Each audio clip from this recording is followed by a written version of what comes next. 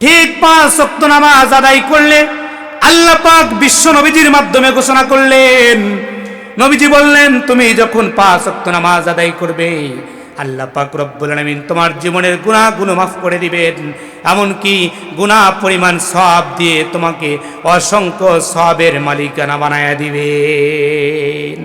আজ চিৎকার দিয়ে আওয়াজ দিয়ে বলুন না সুবহানাল্লাহ।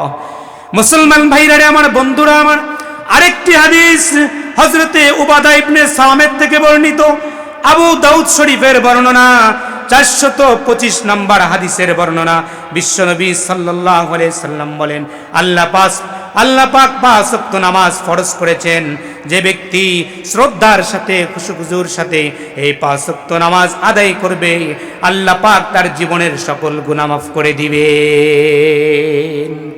মুসলমান ভাইরা আমার, বন্ধুরা আমার, খুব ভালো করে বুঝবেন, শুধুমাত্র জীবনের গুনাহ মাফ হবে এমনটি নয়। আল্লাহ পাক রব্বুল আলামিন আপনার জীবনে যত গুনাহ ছিল সকল গুনার পরিবর্তে সওয়াব দিয়ে আল্লাহ পাক আপনাকে নূরান্বিত করে দিবেন। এমনকি আল্লাহ পাক রব্বুল আলামিন পিছনের জীবনের গুনাহ মাফ করবেন, এমনকি ওই গুনার সমপরিমাণ সওয়াব দিয়ে আপনাকে সম্মানিত মানুষ হিসেবে কবুল করিয়া নিবেন। মুসলমান ভাইরা আমার, বন্ধুরা আমার, শুধু তাই নয়, আরেকটি হাদিস যদি আমি আপনাদের সামনে তুলে ধরি আমাকে এভাবে বর্ণনা করতে হবে। আল্লাহর নবী বলেন, একজন মুসলমান আর কাফেরের মধ্যে পার্থক্যই হলো নামাজ। কথা বলেন ঠিক না ব্যাটি? প্রিয় ভাইয়েরা আমার, বন্ধুরা আমার, বিশ্ব নবীজি হাদিসের মধ্যে বলেছেন, কোন একজন মুসলমান ইচ্ছাকৃতভাবে নামাজকে তরক করলো, কোন একজন মুসলমান বিনা ওযুহাতে বিনা ওজরে শরীরে কোনো ওজর ছাড়া অহেতুকভাবে ভাল লাগছে না তাই নামাজ পড়ে নাই, এমনভাবে অহেতুক সময় নষ্ট করে নামাজ থেকে বিরত থেকেছেন। বিশ্বনবীজি বলেন, আপনি ইচ্ছাকৃতভাবে যখন নামাজ থেকে বিরত থেকেছেন তৎক্ষণাৎ আপনি আর মুসলমান থাকতে পারেন না। কত বড় ভয়ঙ্কর কথা বলুন না ঠিক না ব্যাঠি?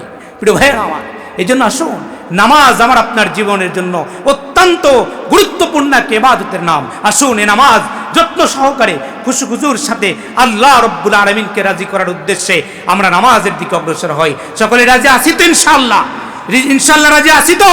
আল্লাহ পাক রব্বুল আলামিন আমাদের প্রত্যেককেই 5 ওয়াক্ত নামাজ আদায় করার তৌফিক দান করেন। সকলে বলে আল্লাহুম্মা আমিন। প্রিয় ভাইরা আমার, নামাজ অত্যন্ত গুরুত্বপূর্ণ একটা ইবাদত। 40 বছর বয়স হয়ে গেল, 30 বছর, 40 বছর, 50 বছর বয়স আমার জীবন থেকে পেরিয়ে গেল, এখনো পর্যন্ত নামাজটাকে শুদ্ধ করতে পারলাম না, নামাজটাকে শুদ্ধ করতে পারলাম না। রুকু কিভাবে দিতে হয় আমি এ পর্যন্ত শুদ্ধ করে রুকুটা শিখলাম না, তাসবিহ কিভাবে কোথায় পড়তে হয় আমি জানি না। মনে রাখবেন, 40টা বছর আমি আপনি আল্লাহর কুদরতি কদমে সিজদা দিয়েছি। আল্লাহর তরিকা অনুযায়ী না হওয়ার কারণে আমার আপনার নামাজ হইতেছে কিনা একমাত্র আল্লাহই ভালো জানেন। কথা বলেন ঠিক কিনা? মুসলমান ভাইরা আমার, বন্ধুরা আমার, এই জন্য নামাজের প্র্যাকটিস দরকার আছে না নাই? আরো জোরে আওয়াজ দিয়ে বলতে হবে, আছে না নাই? নামাজের প্র্যাকটিস করতে হবে, নামাজের প্রশিক্ষণ নিতে হবে, তবেই আমার আপনার নামাজ বিশ্ব নবীজির নামাজের মতো হবে, তবেই আপনার নামাজ সাহাবাজ মাইন্ডের নামাজের মতো হবে, তবেই আপনার আমার নামাজ আমাকে সুপারিশ করে জান্নাতে পৌঁছায়া দিবেন। সুবহানাল্লাহ বলবেন না? মুসলমান ভাইয়েরা আমার, আসুন নামাজ কিভাবে আদায় করতে হয়, নামাজ কিভাবে সঠিক তরিকায় পড়তে হয়, আদায় করতে হয়, বিশ্বনবী সরকারে দো আলিমের হাদিস থেকে আমরা একটু জানার চেষ্টা করি। মুসলমান ভাইয়েরা আমার, নামাজ পড়লে কি পরিমাণ সওয়াব, নামাজ পড়লে কি পরিমাণ উপকার, আমরা নামাজের উপকার যদি জানতাম, রাসূলের এক হাদিসে এসেছে, যদি কোনো মানুষ জোহর আসরের নামাজের গুরুত্বও যদি বুঝতো তাহলে প্রতিযোগিতার সাথে মানুষ প্রতিযোগিতা করে জোহরের নামাজে মসজিদে প্রবেশ করতো। চিৎকার দেব সুবহানাল্লাহ। প্রিয় ভাইয়েরা আমার, আজকে নামাজের দরদ আমার আপনার কলবের মধ্যে নাই, নামাজের মায়া মহাব্বত আমার আপনার দিলের মধ্যে নাই, যার কারণে দিনকে দিন রাতকে রাত পার হয়ে যায়, সপ্তাহের পর সপ্তাহ, মাসের পর মাস, বছরের পর বছর আমার জীবনের 60 বছর হায়াত পার হয়ে যাচ্ছে, তবু আমি আপনি নামাজের দিকে অগ্রসর হতে পারছি না। একমাত্র কারণ হলো আমার আপনার দিলে আর কলবের মধ্যে নামাজের মায়া ঢোকেনি।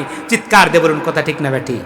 প্রিয় ভাইয়েরা আমার, এই জন্য আসুন মসজিদের মাহফিল, এখান থেকে শিক্ষা নেই, নামাজ আমাকে আপনাকে পড়তে হবে, নামাজ আপনাকে আমাকে আদায় করতে হবে, বিশ্ব নবীজির তরিকা অনুযায়ী, আল্লাহর ফরমান অনুযায়ী। কথা বলেন ঠিক না ঠিক? প্রিয় ভাইয়েরা আমার, এই জন্য আসুন, নামাজ গুরুত্বপূর্ণ এক ইবাদত। এই ইবাদতের ব্যাপারে আমরা অবহেলা করব না। আল্লাহ পাক আমাদের সকলকে বুঝবার তৌফিক দান করেন। সকলেই বলে আল্লাহুম্মা আমিন। মুসলমান ভাইরা রে আমার, বন্ধুরা আমার, তিরমিজি শরীফের বর্ণনা 2164 নম্বর হাদিস, 2164 নং হাদিস। রাসূল করিম সাল্লাল্লাহু আলাইহি সাল্লাম বলেছেন, মান সাল্লাস সুবহা ফাহুয়া ফি যিম্মাতিল্লাহ। বিশ্ব নবীজি বলেছেন, কোন ব্যক্তি ফজরের নামাজ জামাতে পড়ে ঘর থেকে বের হলো, সারাদিন সে যে কাজের মধ্যে থাকুক না কেন, আমার আল্লাহ পাক রব্বুল আলামিন তার জীবনের সকল জিম্মাদারি নিয়ে নিয়েছেন। একটু চিৎকার দিয়ে বলুন সুবহানাল্লাহ ওয়া বিহামদি। মুসলমান ভাইরা রে আমার, বন্ধুরা আমার, বিশ্ব নবী সাল্লাল্লাহু আলাইহি ওয়াসাল্লাম তিরমিজি শরীফের মধ্যে বর্ণনা করেন, মান সাল্লাস সুবহা ফাহুয়া ফি যিম্মাতিল্লাহ। আল্লাহর নবী বলেন, যে ব্যক্তি সকালবেলা ঘর থেকে বের হওয়ার আগেই ফজরের নামাজটা আদায় করে বের হলো, আল্লাহ পাক রব্বুল আলামিন তার জীবনের জিম্মাদারি সারা দিনের জন্য নিয়ে নিয়েছেন। চিৎকার দিয়ে বলুন না সুবহানাল্লাহি ওয়া বিহামদি। মুসলমান ভাইরা রে আমার, বন্ধুরা আমার, এই জন্য নামাজ যেন আমার ছুটে না যায়, ব্যবসা বাণিজ্য যেন আমাকে নামাজ থেকে আলাদা না করে, সংসার যেন আমাকে নামাজ থেকে আলাদা না করে, বিবি বাচ্চার মোহাব্বত মায়া যেন আমাকে নামাজ থেকে আলাদা করতে না পারে, আমার সাংসারিক কাজ যেন আমাকে নামাজ থেকে পৃথক করতে না পারে। এই জন্য রব্বুল আলামিনের মায়া নিয়ে খুশুখুজুর সাথে 5 ওয়াক্ত নামাজে মসজিদে প্রবেশ করার দরকার আছে না নাই? মুসলমান ভাইরা রে আমার, বন্ধুরা আমার, এই জন্য নামাজ এত গুরুত্বপূর্ণ ইবাদত। রব্বুল আলামিন বিশ্ব নবী সাল্লাল্লাহু আলাইহি ওয়াসাল্লাম হাদিসের মধ্যে বলেছেন, বিশ্ব নবীজির বর্ণনায় এসেছেন, আল্লাহর নবী তিরমিজি মুসলিম শরীফের রিওয়ায়াতে এসেছেন, 3122 নম্বর হাদিস। নবীজি সাল্লাল্লাহু আলাইহি সাল্লাম বলেছেন, যে ব্যক্তি এশার ও আসরের নামাজ জামাতে পড়বে, আল্লাহ পাক রব্বুল আলামিন তাদেরকে ফেরেশতাদের হাতে এক তালিকা দিয়ে দেওয়া হয়। ওই তালিকা নিয়ে সকল ফেরেশতাগুলো আল্লাহ পাকের দরবারে নিয়ে গিয়ে জমা দিয়ে দেয়। সুবহানাল্লাহ বলবেন না? মুসলমান ভাইয়েরা আমার, হাদিসের মধ্যে আসছে, যে ব্যক্তি আসরের নামাজ জামাতে পড়লেন, যে ব্যক্তি ফজরের নামাজ জামাতে পড়লেন, আল্লাহর নবী সাল্লাল্লাহু আলাইহি সাল্লাম বর্ণনা করেছেন, ওই সমস্ত ব্যক্তিগুলোর নামের তালিকা করে একদল ফেরেশতা আল্লাহর আরশে আজিম পর্যন্ত পৌঁছায়া দেন। চিৎকার দিয়ে বলুন সুবহানাল্লাহ। আর এই ফেরেশতারা তালিকা যখন জমা দেয় আর বলে, আল্লাহ তোমার অমুক বান্দা, সে তো আজকে ফজরের নামাজ পড়েছে, তোমার আব্দুল হান্নান, সে তো আজকে ফজরের নামাজ পড়েছে, আব্দুল মান্নান, সে তো আজকে আসরের নামাজ জামাতে পড়েছে। চিৎকার দিয়ে বলুন সুবহানাল্লাহ। আল্লাহর কাছে এই ইনফরমেশন দেওয়া হয়। আচ্ছা বলুন তো, আল্লাহ বান্দা নামাজ পড়ছে, এটা আল্লাহ জানে কি জানে না? একটু কথা বলেন, জানে কি জানে না? আল্লাহ নবী হাদিসের মধ্যে বলেন, আল্লাহ পাক সবকিছু জানেন, তবুও পর্যবেক্ষণের জন্য একদল ফেরেশতাকে নিযুক্ত করে রাখেন, যে ফেরেশতাগুলো প্রতিদিন আমার বান্দার হালত দেখবে, যে তারা নামাজ পড়ে কি পড়ে না, তারা কখন নামাজ পড়ে, কখন নামাজকে ছেড়ে দেয়। এভাবে ফেরেশতারা বান্দার এই সারা দিনের অবজারভেশন করে সারা দিনের তাদের আমল নামা নিয়ে আল্লাহ পাকের কাছে পৌঁছায় দেয়। যেরকম সুবহানাল্লাহ। ফেরেশতারা বলেন, হে আল্লাহ, আপনার অমুক বান্দা আব্দুল হান্নান অমুক গ্রামের, সে তো আজকে ফজরের নামাজ জামাতে পড়েছে। আপনার অমুক বান্দা আব্দুল মান্নান, সে তো আজকে আসরের নামাজ জামাতে পড়েছে। চিৎকার দিয়ে বলেন সুবহানাল্লাহ। মুসলমান ভাইরা রে আমার, বন্ধুরা আমার, খুব ভালো করে বুঝবেন, এই জন্য আসর আর ফজরের নামাজ যদি জামাতে আপনি পড়তে পারেন, আপনার জন্য রব্বুল আলামিন স্পেশাল আপনার জন্য হাদিয়া রেখেছেন। জান্নাতের মালিকানা আপনার জন্য স্পেশাল ভাবে রয়েছেন। সুবহানাল্লাহ বলেন। আরো যারা আওয়াজ দিয়ে সুবহানাল্লাহ মহাব্বতে বলেন সুবহানাল্লাহ। মুসলমান ভাইরা রে আমার, বন্ধুরা আমার, এই জন্য নামাজের গুরুত্ব দিতে হবে। রব্বুল আলামিন যেভাবে নামাজ পড়তে বলেছেন, বিশ্বনবী যেভাবে আমাদেরকে নামাজ শিক্ষা দিয়েছেন, এভাবে আমাকে আপনাকে নামাজ আদায় করতে হবে। কথা বলেন ঠিক কিনা? মুসলমান ভাইরা রে আমার, বন্ধুরা আমার, তিরমিজি মুসলিম শরীফের রিওয়ায়াতে এসেছে 3122 নম্বর হাদিসে নবীজি বলেন, কোন একজন বান্দা যখন নামাজ পড়ে, আল্লাহ পাক রব্বুল আলামিন দিন ও রাত্রে মিলে একদল ফেরেশতাদেরকে নিযুক্ত করে রেখেছেন। ওরা বান্দার নামাজের হিসাব নিয়ে আল্লাহ পাকের আরশে আজিম পর্যন্ত পৌঁছায়া দেন। মুসলমান ভাইরা রে আমার, বন্ধুরা আমার, ফেরেশতা যখন বান্দার আমল নামালে আরশে আজিমে পৌঁছে যায়, আল্লাহ পাকের কাছে বলেন, আল্লাহ তোমার অমুক গ্রামের অমুক বান্দা আজকে নামাজে জামাতে নামাজ আদায় করেছেন। আল্লাহ পাক বলেন, ফেরেশতারা রে, অমুক জামাতে আমার নামাজ আদায় করেছেন, সে সঠিকভাবে নামাজ পড়েছে কিনা। আল্লাহ সব কিছু জানার পরেও ফেরেশতাকে জিজ্ঞাসা করে, তুমি কি অবজারভেশন করেছো? তুমি যে আসরের সময় একদল নামাজের অবজারভেশনের জন্য আসেন, ফজরের সময় চলে যান, আবার ফজরের সময় একদল ফেরেশতা আসেন, আসর পর্যন্ত বান্দার নামাজের অবজারভেশন করতে থাকেন। সুবহানাল্লাহ বলবেন না? মুসলমান ভাইরা রে, আমার বন্ধুরা আমার, ফেরেশতারা গিয়ে আল্লাহর কাছে যখন আমল নামা জমা দিয়ে দেন, ফেরেশতাদের কাছে জিজ্ঞাসা করা হয়, অমুক অমুক তোমাদের দেখা অনুযায়ী অমুক অমুক বান্দা নামাজ পড়েছেন? ফেরেশতা বলে, হ্যাঁ পড়েছেন। ফেরেশতাকে আবার জিজ্ঞাসা করা হয়, অমুক আব্দুল হান্নান আব্দুল মান্নান উভয় নামাজ পড়েছেন? ফেরেশতা উত্তর দেন, হ্যাঁ ওরা নামাজ পড়েছে। রব্বুল আলামিন সব জানেন, তারপরেও ফেরেশতাদেরকে নতুন করে আবার নিজেদের বান্দার অবস্থা বর্ণনা করার লক্ষ্যে ফেরেশতাদের সাথে আবার মুযাকারা করতে থাকেন। সুবহানাল্লাহ বলেন। মুসলমান ভাইরা রে, আমার বন্ধুরা আমার, আল্লাহ পাক রব্বুল আলামিন ফেরেশতাদেরকে জিজ্ঞাসা করেন, হে ফেরেশতার দল, তোমরা যখন নামাজের অবজারভেশন করতে গিয়েছো, আমার বান্দারা কিভাবে নামাজ পড়েছে তুমি কি অবস্থায় দেখেছো? ফেরেশতা বলে, আল্লাহ তোমার জমিনে বান্দা তো আজীব বান্দা। আমরা আসরের সময় যখন যাই তখনও দেখি একদল নামাজে দাঁড়িয়ে আছে, ফজরের সময় চলে আসি, আবার ফজরে যারা যায় তারাও গিয়ে দেখে একদল মানুষ নামাজে দাঁড়িয়ে আছে। চিৎকার দিয়ে বলুন না সুবহানাল্লাহ। ফেরেশতারা দুই দলে দুইভাবে আসে। একদল ফেরেশতা আসরের নামাজের সময় আসে, ফজরের সময় চলে যায়। আরেক দল ফেরেশতা ফজরের রক্তে আসে, ওরা আসরের সময় চলে যায়। সুবহানাল্লাহ বলেন। দুই দলকে জিজ্ঞেস করা হয়, এই তোমরা যখন আমার বান্দাদের নামাজের অবজারভেশন করতে গিয়েছিলে, আমার বান্দাদের হালত কেমন দেখেছো? তো ফেরেশতারা বলে, ইয়া আল্লাহ, আপনি তো আজীব বান্দা দুনিয়াতে সৃষ্টি করেছেন। আমরা যখন যাই তে মানুষ সৃষ্টি করবে, মানব জাতি সৃষ্টি করব, ওরা ফিতনা করবে, ফাসাদ করবে, ওরা আমার ইবাদতের জন্য যথেষ্ট নয়, ওরা আমার ইবাদত করার চাইতে বেশি ফিতনা করবে। তোমরা বলেছিলে, আজকে তোমরা যখন যাও তখনই দেখো আমার বান্দারা নামাজে আছে, তোমরা আমাকে নিষেধ করেছিলে। চিৎকার দিয়ে বলি সুবহানাল্লাহ। প্রিয় ভাইয়ের আমার, ফেরেশতারা বলবেন, ইয়া আল্লাহ, আমরা তো বুঝতেই পারি নাই আপনার বান্দারা এত আজীব, আপনাকে এত বেশি মুহাব্বত করেন। হাদিসের বর্ণনা, قال رسول الله صلى الله عليه وسلم يتعاقبون فيكم ملائكة بالليل وملائكة بالنهار يجتمعون في الصلاة العصر والفجر। আল্লাহ রাসূলের হাদিস বলেন, একদল ফেরেশতা আসরে আসে, ওরা ফজরে চলে যায়, আরেক দল ফজরে আসে, ওরা আসরে চলে যায়। সুবহানাল্লাহ বলেন। দুই দল ফেরেশতাই আল্লাহর কাছে গিয়ে অবজারভেশন করে তাদের ফলাফল জানান। আল্লাহ পাক রব্বুল আলামিন বলেন, বান্দার অবস্থা যাচাই করার পরে বলেন, এই সমস্ত বান্দা যারা ৫ ওয়াক্ত নামাজ জামাতে আদায় করেছেন, ও ফেরেশতার দল শুনে রাখো, আমি আমার ঘোষণা অনুযায়ী ওদের জীবনের সকল গুনাহ মাফ করে দিলাম। চিৎকার দিয়ে বলেন সুবহানাল্লাহি ওয়া বিহামদিহি। মুসলমান ভাইরা রে, আমার বন্ধুরা আমার, এই জন্য নামাজ পড়ার দরকার আছে না নাই? একটু আওয়াজ দিয়ে বলেন, আছে না নাই? আরো জোরে আওয়াজ দিয়ে বলতে হবে, নামাজ পড়ার দরকার আছে না নাই?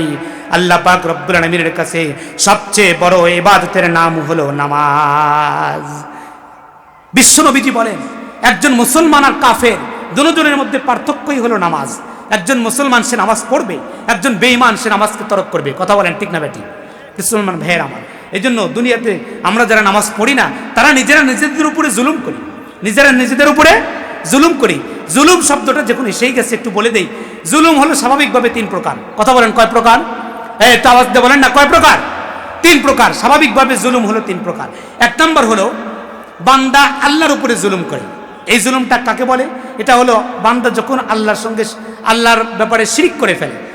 এই ব্যাপারে আল্লাহ সূরা লোকমানের মধ্যে বলেছেন, লোকমান, হযরত লোকমান তার সন্তানকে ডাক দিয়ে নসিহত করেছিলেন, ইয়া বুনাইয়া লা তুশরিক বিল্লাহ ইন্নাশ শিরকা লাযুলমুন আযীম। ফেরেশতাকে, তার সন্তানকে বলা হয়েছিল যে তোমরা, হে আমার সন্তান, আমার প্রিয় সন্তান, শুনে রেখো, তুমি যেন কখনোই আমার আল্লাহর সঙ্গে শিরিক করিও না। আর শিরিক কিন্তু ভয়ঙ্কর এক জুলুমের নাম। কথা বলেন ঠিক না বেটি? প্রিয় ভাইরা আমার, এই জন্য জুলুম, শিরিক করা, এটা আল্লাহর সঙ্গে জুলুম করা। 2 নম্বরে বান্দা নিজে নিজের সঙ্গে জুলুম করে। এই জুলুমের নাম কি?